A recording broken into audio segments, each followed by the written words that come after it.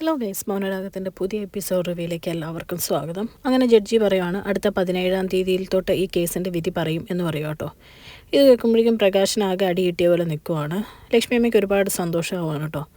അത് കഴിഞ്ഞ് പ്രകാശൻ കോടതി പിടിച്ചു വിട്ട് കഴിയുമ്പോൾ ഇറങ്ങുമ്പോഴേക്കും വിക്രത്തിൻ്റെ അടുത്തോട്ടിയല്ലോ. അപ്പം വിക്രം ചോദിക്കുന്നുണ്ട്, അച്ഛനല്ലേ പറഞ്ഞ് ഇവർ മരിച്ചു എന്ന്, ദേ നിൽക്കുന്നത് പിന്നെ ആരാ എന്നിങ്ങനെ ചോദിക്കും കേട്ടോ. അത് കേൾക്കുമ്പോൾ ആ വക്കീൽ പറയുക, നിങ്ങളിവർ വരുവേല എന്ന് പറഞ്ഞുകൊണ്ട് ഇന്ന് കേസ് ജയിക്കുമെന്ന് ഞാൻ ഉറപ്പിച്ചിരിക്കുമായിരുന്നു. ഓരോരോ നാണം കെട്ട പരിപാടികൾ, നിങ്ങൾ കാരണം ഞാനും കൂടെ തോക്കും എന്ന് പറഞ്ഞ് അവിടുന്ന് ദേഷ്യപ്പെടുത്തുന്ന പോലെ അഭിനയിച്ചിറങ്ങി പോവാട്ടോ. അത് കഴിഞ്ഞ് ഇവർ നേരെ കോടതിയിൽ നിന്ന് പുറത്തോട്ട് ഇറങ്ങുവാണ്. അവിടെ ചെല്ലുമ്പോഴത്തേക്കും കല്യാണിയും കിരണും ഒക്കെ വെയിറ്റ് ചെയ്ത് നിൽക്കുക കേട്ടോ. അപ്പോഴത്തേക്കും ഇവരെ കണ്ടു കഴിയുമ്പോഴേക്കും വിക്രം പറയുന്നുണ്ട്, എല്ലാം അറിഞ്ഞു വെച്ചിട്ട് വന്നതായിരിക്കും അല്ലേ എന്നിങ്ങനെ ചോദിക്കുമ്പോഴേക്കും കിരണും കല്യാണിയും പറയുന്നുണ്ട്, അതെ അറിഞ്ഞു വെച്ചിട്ട് തന്നെയാടാ വന്നതെന്ന് പറയാം. അപ്പോഴേക്കും ലക്ഷ്മിയമ്മ പറയുകയാണ്, എടോ താനെന്നെ കൊല്ലാൻ ആളെ വിട്ടെങ്കിൽ അവനെ വിലക്ക് മേടിക്കാനുള്ള കാശുണ്ട് എൻ്റെ കയ്യിൽ, കോടികൾ കൊടുത്താണ് ഞാൻ അവനെ വിലക്ക് മേടിച്ചതെന്ന് പറയും കേട്ടോ. ഇതൊക്കെ കേട്ട് പ്രകാശനൊന്നും മിണ്ടാതെ നാണം കെട്ട് തല താഴ്ത്തി നിൽക്കുവാണ്. അത് കഴിയുമ്പോൾ ലക്ഷ്മിയമ്മ പറയുന്നുണ്ട്, ഇനി ഇവനും പിന്നെ എൻ്റെ അമ്മായിയമ്മ എന്ന് പറയുന്ന ഒരുത്തോളുണ്ടല്ലോ, അവയൊക്കെ തന്നെ ശിഷ്ടകാലം ജയിലിൽ വന്ന് കാണാം. എന്നിട്ട് കല്യാണിയെ നോക്കിയിട്ട് പറയുന്നുണ്ട്, മോൾ ഒട്ടും വിഷമിക്കണ്ട, മോക്കും അതിനുള്ള ഭാഗ്യം കിട്ടും എന്ന് പറഞ്ഞിട്ട് ലക്ഷ്മിയമ്മ അവിടെ നിന്ന് പോവുക കേട്ടോ. ഇതൊക്കെ കഴിയുമ്പോഴേക്കും പ്രകാശനോട് കളിയാക്കി കിരൺ ചോദിക്കുന്നുണ്ട്, അല്ല കാർത്തികയുടെ അമ്മേനെ കെട്ടാൻ പറ്റിയില്ലെങ്കിൽ ആരോ മീശ പഠിക്കുമെന്നോ എന്തൊക്കെയോ വിളിച്ചായിരുന്നല്ലോ, അപ്പോൾ അതൊക്കെ എങ്ങനെയാണ് ഇനിയിപ്പം ജയിലിലോട്ടല്ലേ നേരെ 17-ാം തീയതി കഴിയുമ്പോൾ എന്ന് ചോദിക്കും കേട്ടോ. അപ്പോഴത്തേക്കും നല്ല ദേഷ്യത്തിൽ പ്രകാശം പറയുക, കെട്ടും എന്ന് പറഞ്ഞാൽ ഞാൻ കെട്ടൂടാ, പരോളിൽ ഇറങ്ങിയിട്ടാണെങ്കിലും ഞാൻ വന്ന് കെട്ടും എന്ന് പറയും കേട്ടോ. ഇതൊക്കെ കേൾക്കുമ്പോഴേക്കും കിരണും കല്യാണിയും പരസ്പരം നോക്കി കളിയാക്കി ചിരിക്കുവാണ്.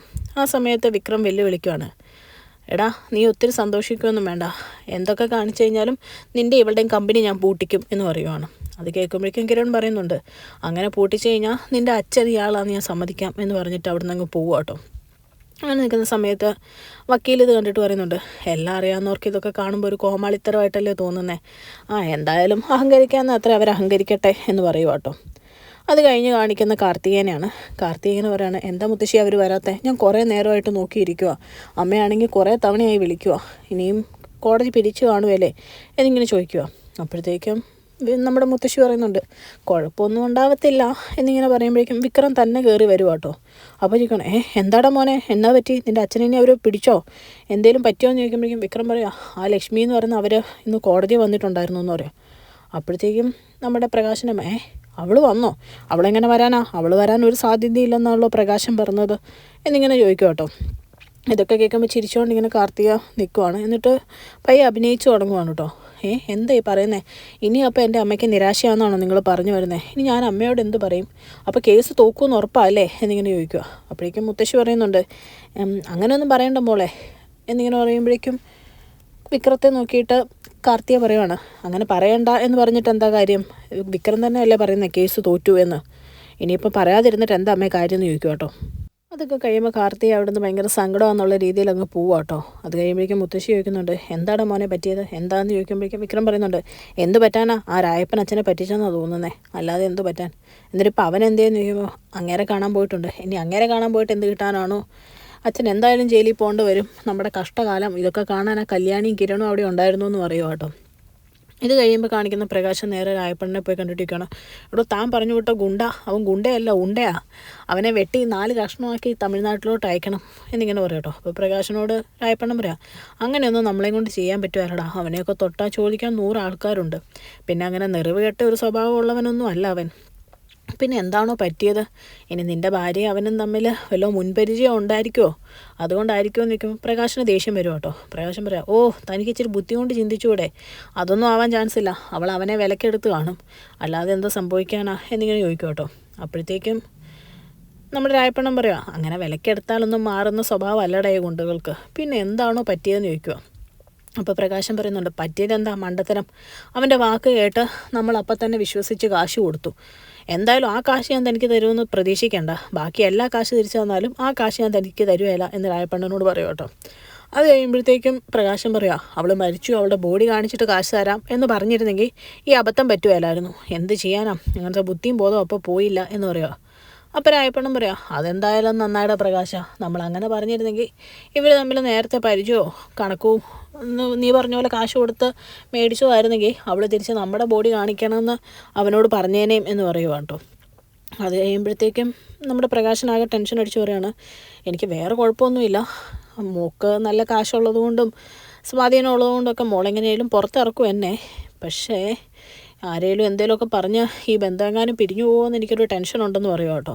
അത് കേൾക്കുമ്പോൾ രായപ്പെണ്ണം പറയാം, അങ്ങനെ എങ്ങാനും സംഭവിച്ചാൽ നിന്നെ ആദ്യം കെട്ടിത്തൂക്കാൻ പോകുന്ന ഞാനാ, 1-2 രൂപയല്ല നീ എൻ്റെ കയ്യിൽ നിന്ന് മേടിച്ചതെന്ന് പറഞ്ഞ് അവിടുന്ന് ദേഷ്യപ്പെട്ട് അങ്ങ് പോവാ കേട്ടോ. അത് കഴിഞ്ഞ് കാണിക്കുന്ന ശാരീനെയാണ്. ശാരി സരയുവിൻ്റെ അടുത്ത് കിടക്കുന്ന കുഞ്ഞിനെ പയ്യെ എടുത്ത് മാറ്റുക കേട്ടോ. രാഹുൽ പറഞ്ഞതനുസരിച്ച് കുഞ്ഞിനെ പയ്യെ അവിടുന്ന് എടുത്ത് നേരെ വീണ്ടും അകത്തൊരു ഭിക്ഷക്കാരൻ കയറി വരും. ആ ഭിക്ഷക്കാരൻ്റെ കയ്യിലോട്ട് കൊടുക്കുവാണ്. ആ ഭിക്ഷക്കാരൻ കുഞ്ഞിനെയും കൊണ്ട് അവിടുന്ന് പയ്യെ പുറത്തോട്ട് ഇറങ്ങുവാണ്.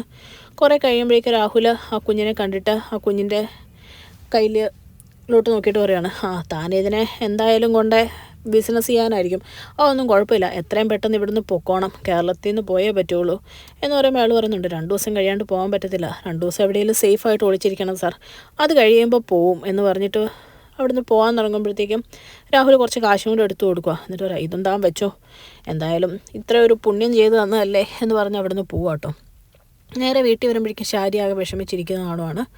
അപ്പോൾ രാഹുൽ പറയുന്നുണ്ട്, നീ അത് വിട്ടേക്ക്, മോളിനെ എഴുന്നേറ്റ് വരുമ്പം അവളെ എന്ത് പറഞ്ഞ് ആശ്വസിപ്പിക്കുമെന്ന് മാത്രം നീ ഓർത്താൽ മതി എന്ന് പറയുവാണ്. എന്നിട്ട് ചോദിക്കുകയാണ്, പുറത്തൊന്നും അല്ലല്ലോ ഇറങ്ങി കുഞ്ഞിനെ കൊടുത്തേ, വീടിൻ്റെ അകത്തുനിന്നല്ലേ, ക്യാമറയിലൊന്നും കാണുകയല്ലോ എന്ന് ചോദിക്കുമ്പോഴേക്കും ശാരി പറയുകയാണ്, വീടിനകത്തുനിന്നാ, നിങ്ങൾ എന്നൊക്കെ അതിബുദ്ധി കാണിച്ചിട്ടുണ്ടോ അന്നൊക്കെ അത് മണ്ടത്തരമായിട്ടേ മാറിയിട്ടുള്ളൂ, നിങ്ങളുടെ പെങ്ങളെന്താ നിങ്ങളെ സഹായിക്കാത്തത് എന്നിങ്ങനെ ചോദിക്കുമ്പോഴേക്കും രാഹുൽ പറയുകയാണ്, എനിക്ക് രൂപേനെ വിശ്വാസമാണ് എന്ന് പറയുമ്പോഴേക്കും ശാരി ഒന്നും വിട്ടു പറയുന്നില്ല, എങ്കിലും പറയുന്നുണ്ട്, ഞാൻ കണ്ടതിൽ വെച്ച് ഏറ്റവും വലിയ ലോക മണ്ടനാ നിങ്ങൾ എന്നിങ്ങനെ പറയും കേട്ടോ.